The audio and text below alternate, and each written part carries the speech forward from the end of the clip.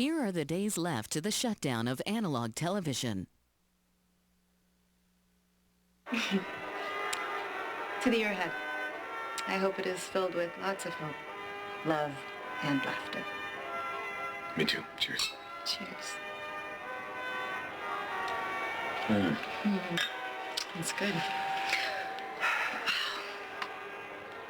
You know, all that was missing was my love. And my New Year's kiss.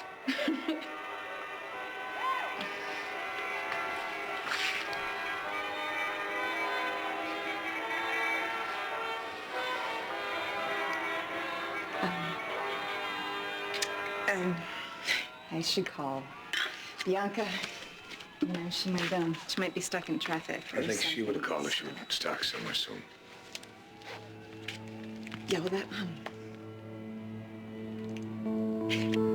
was that a little weird just now? What, I think we both know what's going on here.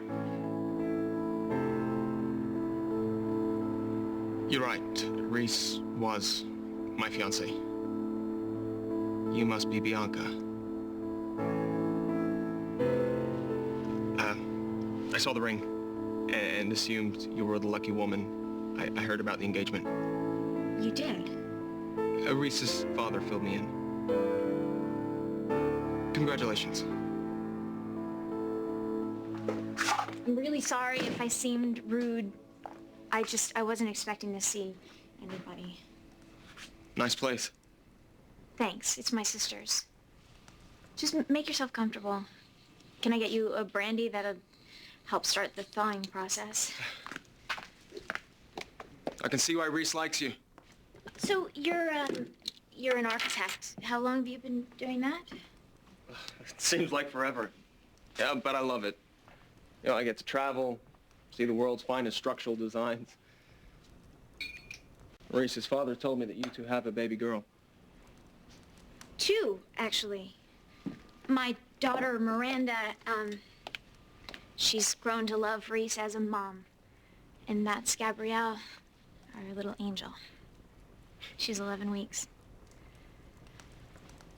2 little girls. And Reese told her family that we weren't having children. But I always knew she wanted them. You know, I could see myself teaching my son how to play soccer. Leaving work early to make sure I get to all his games. Maybe even keeping score and pass out halftime snacks.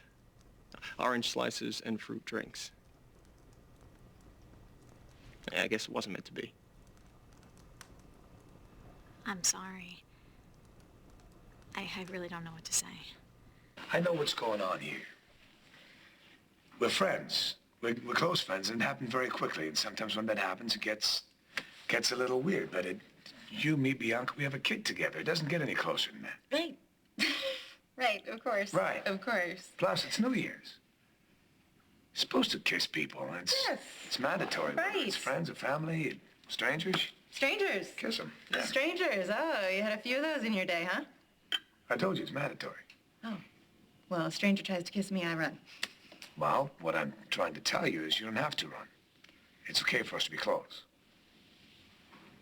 You know, I've actually never had a close friendship with a man before. Except my father, and that was,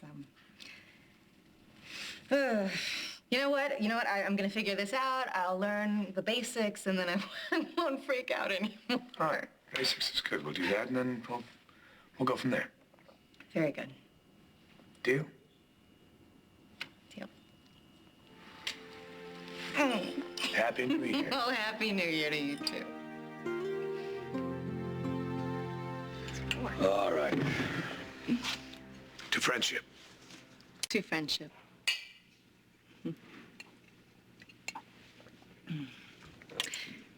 You know, Simon and I, we even skipped that friendship stage.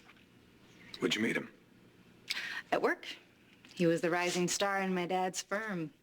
God, when we started dating, everyone was talking about the house that we would design. Everyone thought we were perfect together. So I just figured I was missing something. But, you know, it was really strange because to me, I always felt like it was just a facade that I was putting on. You know, on the outside, we were the perfect couple. What about the inside? The inside, I didn't really want Simon to know who I was. Because I was afraid that he'd realize I was pretending to be something that I just wasn't. Look, I couldn't wrap my head around the concept of being gay. How was I supposed to explain it to him?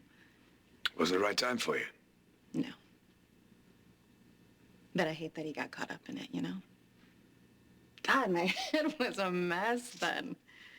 Yeah, I've been there. Really? You were a closet lesbian, too?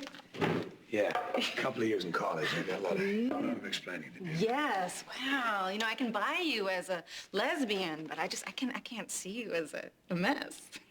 You seem so grounded. Well, that's Kendall and the boys. This time in my life I didn't know who the hell I was. Yeah, well, at least you didn't get engaged and have to break someone's heart. I did some pretty extreme things. Really? Like what? My dad is a pretty twisted individual, and he wanted me to follow in his footsteps. Well, like I just said, I didn't really know who I was, and it took a while to find an identity that I could live with, that's all. All right. So we were both on different tracks, and we had to take serious action to get ourselves on the track that we were meant to be on. Okay, well, that's it, Zach. That's why we relate to one another. Serious action. Cheers. Cheers. We met at her dad's architecture firm. I can remember the first day she walked in. She had the most beautiful face I had ever seen. I knew she was the one for me. Did you approach her right away? Didn't have to. Fate stepped in. She ended up at the desk next to mine. It was sort of against company policy. You know, co-workers associating outside of business hours. We couldn't stay away from each other. Now, from our first date, we were inseparable. Reese spent every night at my place until... Until what? She left. For good. 2 weeks before the wedding. Did you know that something was wrong? I mean, there must have been some sign that things weren't working. Nothing. And we were so close. You know, she was my best friend and my lover. One minute, we were talking about spending the rest of our life together. The next, it was over, without any explanation. That must have been really hard for you. Not as hard as having to find out from her parents that the wedding was off. A few months later, Mrs. Williams called to tell me that Reese was with another woman. It was bad enough that I lost her without warning. Then to hear that she's in love with another woman? It broke your heart. No. Reese didn't wake up one morning and decide that things weren't working. She knew she didn't love me, and she kept it inside. She was so good at hiding how she felt. I really believed I was the love of her life.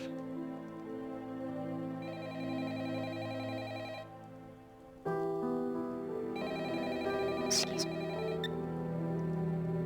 Hello. Hey, I was hoping I'd get to kiss you at midnight. What happened? You know, if you hurry up, I can reenact what I had in mind. I'm kind of busy right now. Is it Gabby? Is she okay? No, Gabrielle's fine. It's your ex-fiancé.